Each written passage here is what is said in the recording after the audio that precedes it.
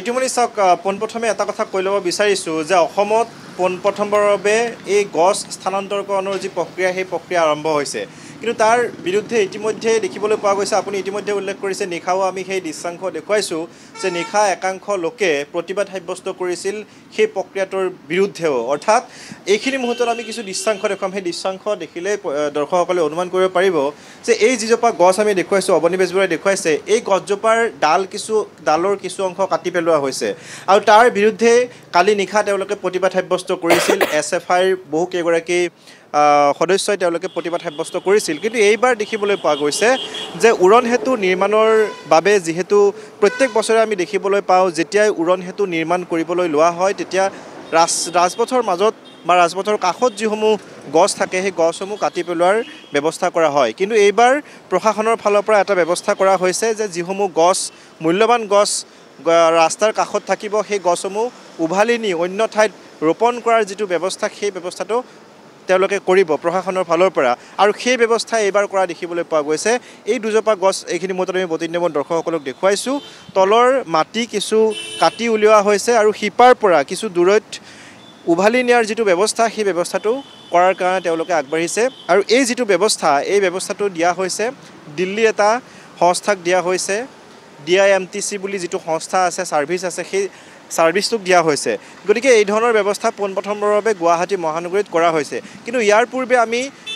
এটা দৃশ্য দেখিছিলোঁ যে উৰণ সেতু নিৰ্মাণৰ বাবে বহু গছ কাটি পেলোৱা হৈছে আমি যদি চাওঁ জু-ৰোডৰ উৰণ সেতু আমি যদি চাওঁ অন্য প্ৰান্তৰ উৰণ সেতু ছুপাৰ মাৰ্কেটৰ উৰণ সেতু এইসমূহ নিৰ্মাণ কৰাৰ ক্ষেত্ৰত এই ব্যৱস্থা কিন্তু গ্ৰহণ কৰা নাছিল আৰু এতিয়া দেখিবলৈ পোৱা গৈছে এই ধৰণে ইয়াৰ পৰা উভালি নি অন্য ঠাইত ৰোপণ কৰাৰ ব্যৱস্থা কৰা হৈছে এইখিনি মুহূৰ্তত আমি হস্ততাঁত বস্ত্ৰশিল্প বিভাগৰ যি কাৰ্যালয় আছে সেই কাৰ্যালয়ৰ সন্মুখৰ পৰা আমি এই দৃশ্যাংশ দেখুৱাই আছোঁ ইয়াৰ পৰা অন্য ঠাইলৈ নি অৰ্থাৎ ভিতৰত কেনেধৰণে ৰোপণ কৰিছে সেই দৃশ্য আমি প্ৰতিনিধিমূলক দৰ্শকসকলক দেখুৱাম এইটো মূল যি ৰাজপথ এই ৰাজপথটোত এই ধৰণে দেখিবলৈ পোৱা গৈছে কাষত বহু গছ আছিলে এই ৰাজপথৰ কাষত বহু মূল্যৱান গছ আছিলে আৰু সেই মূল্যৱান গছৰ ইতিমধ্যে একাংশ ইয়াৰ পৰা স্থানান্তৰ কৰা হৈছে আৰু সেই স্থানান্তৰ কৰি ক'ত কেনেদৰে ৰোপণ কৰা হৈছে এইখিনি মুহূৰ্তত আমি সেই দৃশ্য প্ৰতিনিধিমূলক দৰ্শকসকলক দেখুৱাবলৈ যত্ন কৰিম কাৰণ বিভিন্ন প্ৰতিবাদ হৈছে আমিও দেখুৱাই আহিছোঁ সেই প্ৰতিবাদ সাব্যস্তৰ যি পৰিৱেশ এক প্ৰকাৰ ৰাজপথত উবুৰি খাই পৰিছিল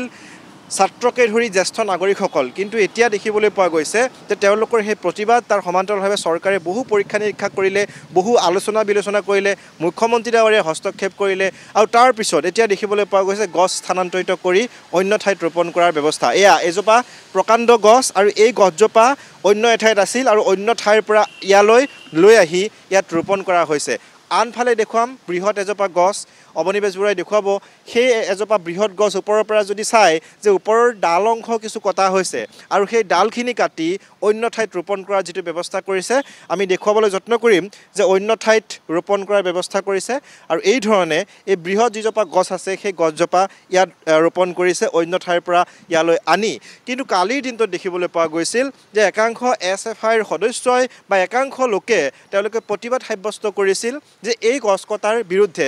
ডালখিনি কাটিছিল কিন্তু তেওঁলোকে তাত প্ৰতিবাদ সাব্যস্ত কৰিছিল অন্যফালে আমি দেখুৱাম যে কেনেধৰণে সেই যিটো দিল্লীৰ যিটো সংস্থা আছে সেই সংস্থাটোৱে কেনেধৰণে স্থানান্তৰিত কৰিছে সেই দৃশ্য আমি দেখুৱাবলৈ যত্ন কৰিম যে তলত গছৰ তলৰ যি অংশ য'ত শিপা থাকে সেই শিপাৰ অংশত এনেধৰণে তলৰ পৰা তেওঁলোকে এক ব্যৱস্থা কৰি এটা প্ৰক্ৰিয়াৰ জৰিয়তে তেওঁলোকে ৰছী লগাইছে আৰু সেই ৰছী লগাই ইয়াৰ পৰা হয়তো কিবা বাহনেৰে খুব সুন্দৰকৈ উঠাই আনি অন্য ঠাইত ৰোপণ কৰাৰ ব্যৱস্থা কৰিব তিনিজোপা গছ আমি দেখুৱাইছোঁ একেলগে আছে এই তিনিজোপা গছ আৰু তিনিওজোপা গছৰে গুৰিত দেখিবলৈ পোৱা গৈছে এই ধৰণে ৰছী লগাইছে ৰছী লগাই ইয়াত এই ধৰণে ইয়াৰ পৰা অন্য ঠাইলৈ আনি ৰোপণ কৰাৰ ব্যৱস্থা কৰা হৈছে এই যে ৰছী লগাইছে এই ৰছী লগাই অন্য ঠাইত আনিব অন্য ঠাইত আনি তেওঁলোকে ৰোপণ কৰিব গতিকে এই ধৰণে ব্যৱস্থা এতিয়া গুৱাহাটী মহানগৰীত কৰা হৈছে কিন্তু এটা কথা ক'ব লাগিব যে এই ধৰণৰ ব্যৱস্থা যদি পূৰ্বতে কৰিলেহেঁতেন পূৰ্বতে কৰা হ'লে হয়তো বহু গছ আজি কাটিবলগীয়া নহ'লহেঁতেন অন্য এজোপা গছ দেখুৱাম এইজোপা একেবাৰে সৰু গছ আৰু এই গছজোপাও এই ধৰণে অন্য ঠাইৰ পৰা উভালি আনি স্থানান্তৰ কৰা হৈছে ইয়ালৈ গতিকে এই ধৰণে দেখিবলৈ পোৱা গৈছে এতিয়া গুৱাহাটী মহানগৰীত য'তেই উৰণ সেতু নিৰ্মাণ কৰা হ'ব আমি খবৰ পাইছোঁ যে দিল্লীৰ যিটো সংস্থাক এই দায়িত্ব দিয়া হৈছে তেওঁলোকে যদিও তেওঁলোকৰ কিছু অসুবিধা হ'ব, কিন্তু এটা কথা ক'ব লাগিব যে বহু দূৰলৈ নিয়াত কিন্তু তেওঁলোকৰ মাজত এটা অসুবিধা হ'ব, কাৰণ যিসমূহ গছ ডাঙৰ গছ, সেই ডাঙৰ গছসমূহ অন্য ঠাইলৈ উঠাই নিয়াটো খুব সম্ভৱ নহয়। গতিকে এই যি সৰু সৰু গছ আছে বা এটা পৰ্যায়লৈকে সেই গছসমূহ অন্য ঠাইত ৰোপণ কৰাৰ ব্যৱস্থা কৰিব পাৰিব, সেই কথা কিন্তু আমাক জানিব দিছে সেই সংস্থাটোৰ লগত জড়িত লোকসকলে। কিন্তু ইয়াৰ পূৰ্বে যদি আমি চাওঁ যে অন্য ঠাইত যিহেতু উৰণ সেতু নিৰ্মাণ কৰা হৈছিল, অন্য ঠাইত এই ধৰণে গছ কটাৰ ব্যৱস্থা কৰা হৈছিল, সেই গছসমূহ কটাৰ পূৰ্বে যদি এই ধৰণৰ ব্যৱস্থা কৰিলেহেঁতেন তেতিয়াহ'লে হয়তো বহু গছ নকটাকৈ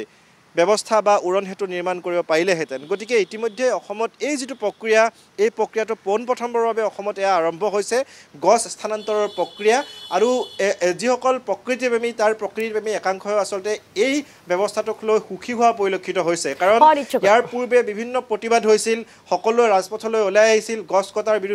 বিৰোধিতা কৰিছিল, কিন্তু এতিয়া কালি যিসমূহ অভিযোগ উত্থাপন হৈছিল সেই অভিযোগসমূহ ভুলতেহে উত্থাপন কৰা হৈছিল নেকি ৰূপম? চাওক ঋতুমণি, ভুলতে উত্থাপন কাৰণ তেওঁলোকে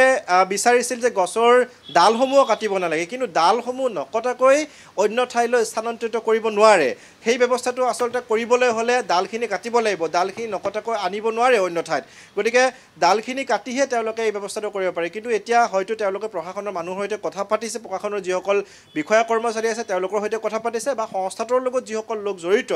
সেই লোকসকলৰ সৈতে কথা পাতিছে। আৰু কথা পতাৰ পিছত কিন্তু আজি এইখিনি মতে তেওঁলোকক আমি প্ৰতিবাদ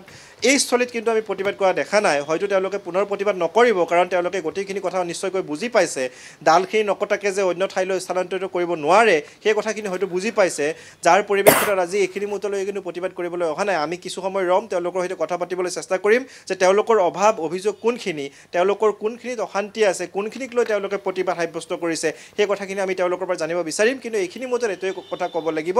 যে ইয়াত যিসমূহ গছ আছিলে সেই গছসমূহ স্থানান্তৰিত কৰি অন্য ঠাইত ৰোপণ কৰাৰ যিটো ব্যৱস্থা, সেই ব্যৱস্থা গুৱাহাটী মহানগৰীত পোনপ্ৰথমবাৰৰ বাবে আৰম্ভ হৈছে। হয়তো পৰৱৰ্তী সময়ত য'তেই এই ধৰণৰ উন্নয়নমূলক কাম হয় তাতেই এই ধৰণৰ প্ৰক্ৰিয়া আৰম্ভ হ'ব, আৰু গছসমূহ নকটাকৈ যিসমূহ নিৰ্মাণ কাৰ্য সেই নিৰ্মাণ কাৰ্যসমূহ চলিব। ঋতুমণি, হয়, নিশ্চয়কৈ আপোনাক ধন্যবাদ জ্ঞাপন কৰিছোঁ। পৰৱৰ্তী সময়ছোৱাত আপোনাৰ পৰা আমি বিতংভাৱে জানি যোৱাৰ চেষ্টা কৰিম, যিহেতু ইয়াৰ বিগত সময়ছোৱাত দেখিবলৈ পোৱা গৈছিল গুৱাহাটীৰ উন্নয়নৰ নামত বহু পুৰণি গছ কাটি পেলোৱা হৈছিল, দীঘলী পুখুৰী পাৰৰ পুৰণি গছ কাটি পেলোৱা হৈছিল। তাৰ পাছতেই ক্ষুব্ধ হৈ পৰিছিল প্ৰকৃতিপ্ৰেমী, কটনিয়ান ওলাই আহিছিল, বহুতো শিল্পী ওলাই আহিছিল, প্ৰতিবাদ সাব্যস্ত কৰিছিল, গীতেৰে হওক বা হাতত প্লে কাৰ্ড লৈ হওক বা চৰকাৰ বিৰোধী শ্লোগানেৰে হওক। তাৰ পাছত দেখা পোৱা গৈছিল মুখ্যমন্ত্ৰী ডক্টৰ হিমন্ত বিশ্ব শৰ্মাই এটা সিদ্ধান্ত গ্ৰহণ কৰিছিল যে দীঘলী পুখুৰী পাৰৰ যিসমূহ পুৰণি গছ, সেই গছসমূহ নকটাকৈ কিবা বিকল্প ব্যৱস্থা গ্ৰহণ কৰিব পাৰে নেকি, তাৰ প্ৰতি লক্ষ্য ৰাখিয়েই এতিয়া এই সিদ্ধান্ত গ্ৰহণ কৰিছে, পদক্ষেপ গ্ৰহণ কৰা বুলি ইতিমধ্যে ৰূপম দলে আমাক জনাইছে। এই গছসমূহ এতিয়া সেই স্থানৰ পৰা স্থানান্তৰ কৰি আন স্থানলৈ লৈ যোৱা হৈছে। গতিকে এই বিষয়টো সন্দৰ্ভত ইমানখিনি তথ্য এই মুহূৰ্তলৈকে পোৱা গৈছে। পৰৱৰ্তী সময়ছোৱাত আমি আপোনালোকক জনাই যোৱাৰ চেষ্টা কৰিম।